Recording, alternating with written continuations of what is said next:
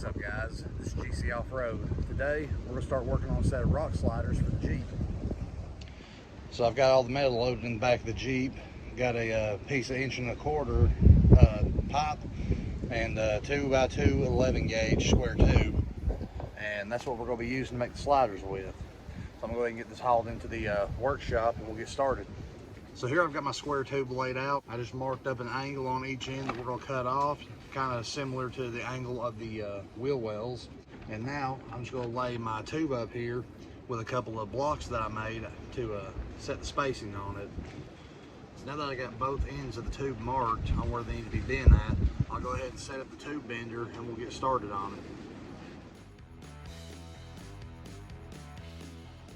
So I noticed while setting my tube bender up that the pressure relief valve on it is sheared off, so I don't have any way to make the bends in the outer tube, at least with the bender. What I can do to achieve the same angles that I need is do a series of pie cuts in the end of it, fold them over, and then re-weld the tube. And I think that's the route that I'm going to take for this project. Don't really have time to wait to go either order another bender or to go buy a new one.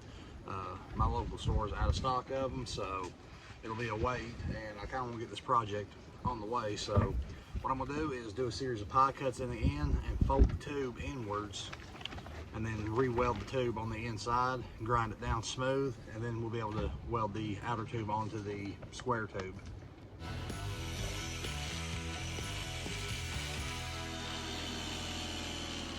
Now that that side's got the cuts taken out of it, I'm gonna go ahead and flip the tube over and try bending it and see what kind of angle it gives me. So I've just done a whole bunch of cutting and grinding. I've got both the bends put into this tube. This slider I'm making for the driver's side, and the outer tube kind of kicks up at an angle, so it'll go out and around the rocker and upwards towards the doors. Now, I'm unsure if I want to weld these on or have them be bolt on. That's why I'm throwing around the idea of how I want to mount them, but there's a good chance I'll end up welding these on, so I want to go as strong as I can with it. So I'm gonna do some measurements, see how far these will stand out, and we'll go from there. All right, so off camera I just cut out my connecting bars that'll run from the rock slider down to the unibody.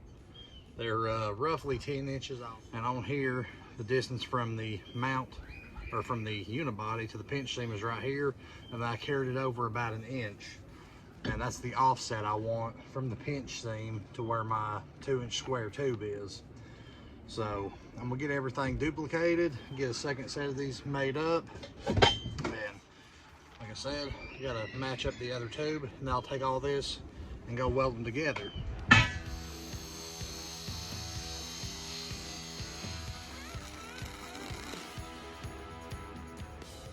Alright guys, so I forgot to hit record on the camera, but I just welded the legs onto the side that I showed y'all was working on. Got the legs welded on that go to the unibody. I've got the tube where I made the cuts in it, put the bends in it, got that welded up. I tacked it on and I've started welding it to the main body. And once I get everything welded up, I'm gonna go back in with a flat disc, sand it all down smooth as far to the inside as I can get it. Now right here, I'm not worried about the little bit of a raised spot on these welds, because I'm putting a plate on here on the corner, kind of a gusset, and I'll do a little bit of design to it, and that'll cover that up. So I'm not worried about the inside of the welds. So I'm gonna wrap this video up here. It's already getting late on me, and I've got a little bit more welding to do on this side before I can even start on the next side. Finish welding and installing will be in the second video. Anyways guys, hope you like the build. Don't forget to leave a like, comment, and subscribe. You can check me out on Facebook and Instagram at GC Off-Road.